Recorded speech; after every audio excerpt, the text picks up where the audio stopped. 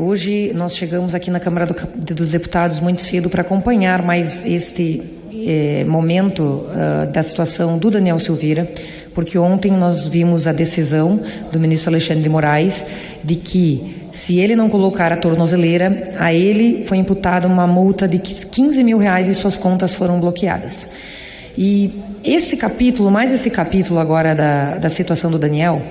é um capítulo que só ocorreu porque a gente não está fazendo o devido respeito às normas e à Constituição Federal. O Poder Legislativo é tão soberano quanto o Poder Executivo.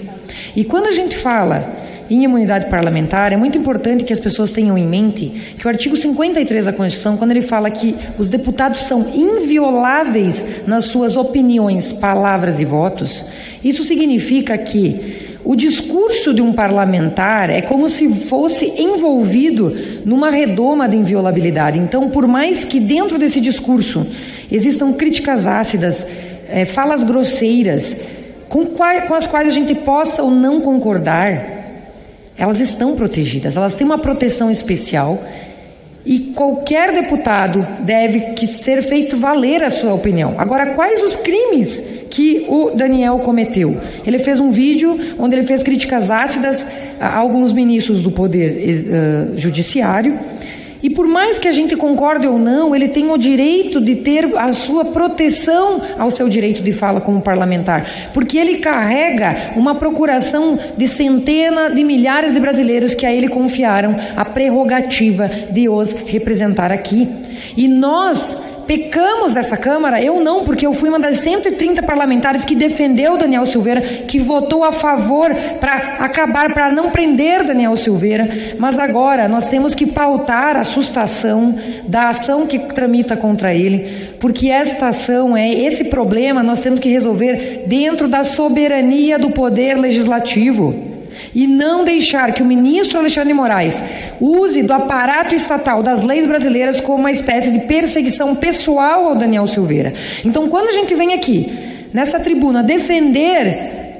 que seja pautado e que seja colocado na soberania do plenário essa decisão, a gente não está defendendo necessariamente o Daniel Silveira, a gente está defendendo o direito de todo cidadão brasileiro de liberdade de expressão, porque se fazem isso para um parlamentar que em tese tem inviolabilidade, o que não farão ao cidadão comum quando pronunciar e exercer a sua liberdade de expressão? Então é muito grave o que acontece no Brasil hoje, e nós não podemos nos acovardar, nós não podemos chancelar essas decisões inconstitucionais e ilegais provindas dessa ascensão autoritária do Supremo Tribunal Federal. E aí eu quero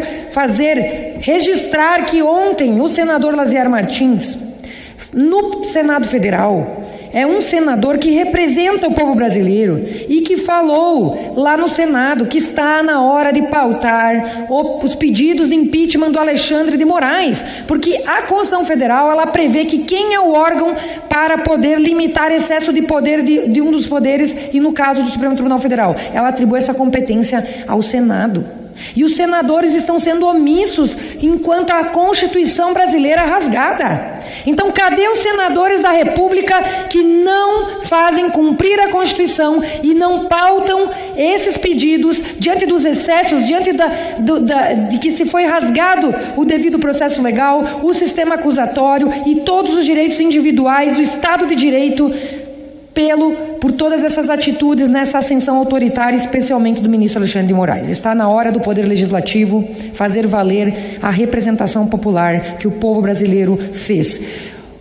Com o devido respeito a todos os poderes da República, nós entendemos que os poderes eleitos são poderes que legitimamente representam a sociedade brasileira, e a sociedade brasileira clama por essa justiça, que seja pautado então, aqui no plenário da Câmara, a sustação do processo do Daniel Silveira e que nós resolvamos aqui a situação dele. Clamamos por justiça a todos aqueles que não estão podendo exercer seu direito à liberdade de expressão, em especial ao Daniel Silveira, que está vendo a sua imunidade parlamentar sendo rasgada e nada está sendo feito pelas casas legislativas. Então, liberdade para Daniel Silveira. Muito obrigada.